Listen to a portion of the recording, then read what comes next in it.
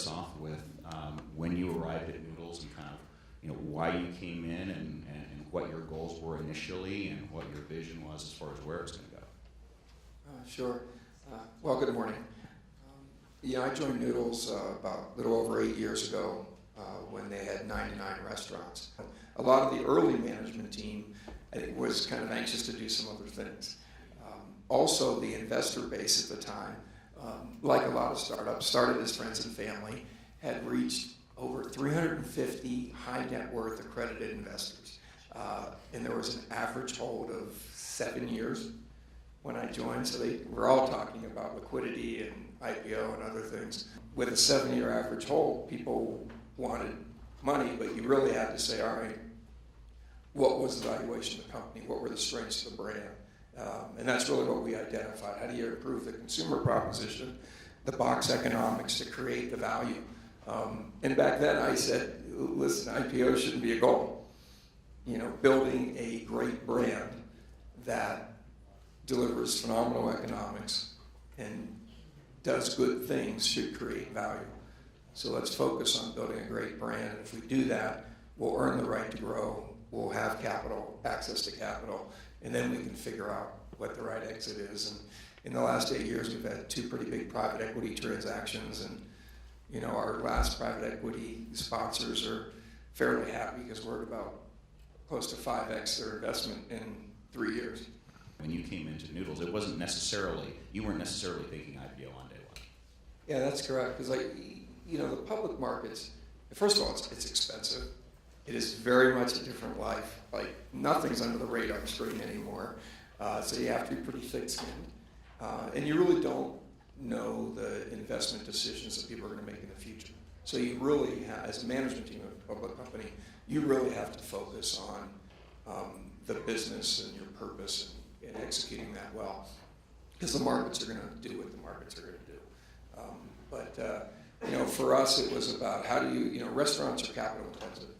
So it was how do you develop the right consumer proposition, the right box economics, so that you would attract money for growth. And we chose to have 2 private equity transactions and to find partners that would help the management team build a better brand. When you did those early raises, what were some of the expectations? One of the things we've been talking about as the theme for this conference is, having the exit in mind and successful exits. Both in that first and second round of private equity, did they express any kind of preferences or interests, or kind of what were some of their expectations early on? When you were taking that money, there's always expectations with it. And I think that's a good point for the entrepreneurs in the room and founders. You're not just looking for capital. You really have to look for a partner and understand their intentions, their risk tolerance level, their belief in your idea or your brand. Because we were looking for someone that believed in us and was going to invest in our business strategy. And in turn, we wanted to understand and respect, okay, what are your intentions? What are your return expectations? What is your time frame? And we really vetted our investors on their track record and history in the spaces that they invested in. I talked to a lot of CEOs of companies that were no longer in their portfolio to see how did they behave during the good times and the bad times. And I think you really want to calibrate and understand that potential partner, because when you get the right partner, they are going to be tough. They are going to ask provocative questions. They are very good at due diligence. They have great models, and it's important to understand how each of you think, because you're going to hit adversity along that path. But when you have 2 people that agree on what the right goal is and what the higher purpose is, and can help each other get there, it's a wonderful partnership. Every entrepreneur who starts with an idea and hopes that it becomes huge, takes a risk from day one. And one of the riskiest things many entrepreneurs try is the restaurant industry. It's failures everywhere, and it's hard to really do it well.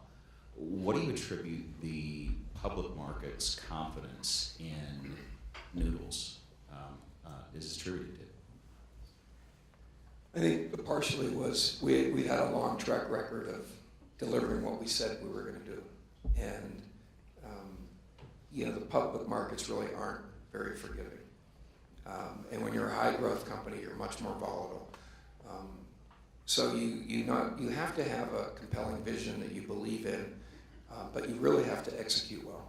And because restaurants are capital intensive, you've got to be able to deliver good box economics and strong returns and have a long runway for growth. And I think those elements with an experienced management team allowed us to have a successful IPO. But the reality is it's, high growth companies trade at pretty high multiples.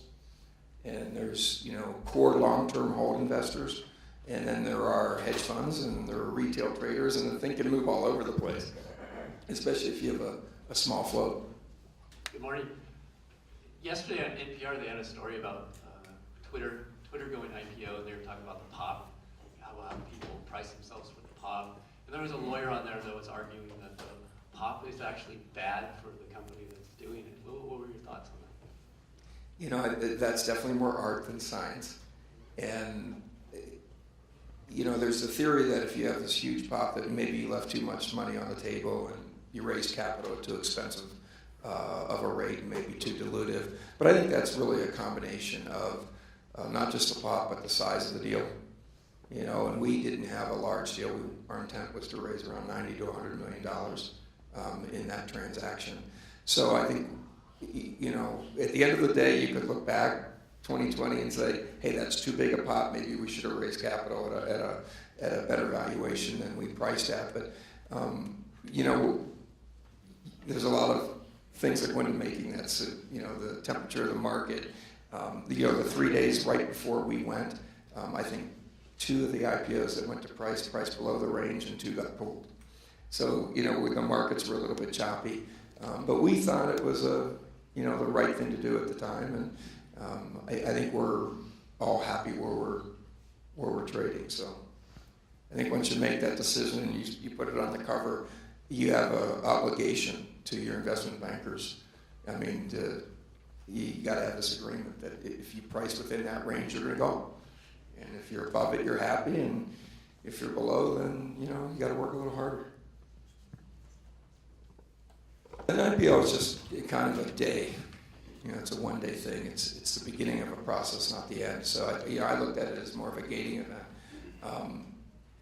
And as the CEO and chairman, my desire and intention is to build this brand over the long term. So the biggest challenge, I think, when you're public is keeping everyone focused on building the brand and not watching the stock ticker. I think the word exit has different meanings to different people. And I do think, depending on who the stakeholders are, you have to have some sense on early stage, mid stage, long term, where you fit in that journey and what the intentions are of the various parties. I think as an executive and an investor, I have a longer term time horizon. So I think about liquidity and my responsibility for all of our stakeholders to monetize and be happy with that wealth and return. But I truly believe that you have to build a valuable brand or product or idea at its core. And if you do that well, and you differentiate it from all those others in your space, you're going to have options. And so that's really what you have to create.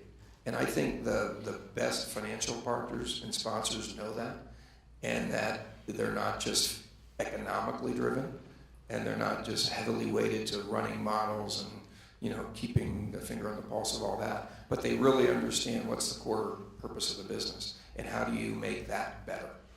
Because when you make that better, you create value. So,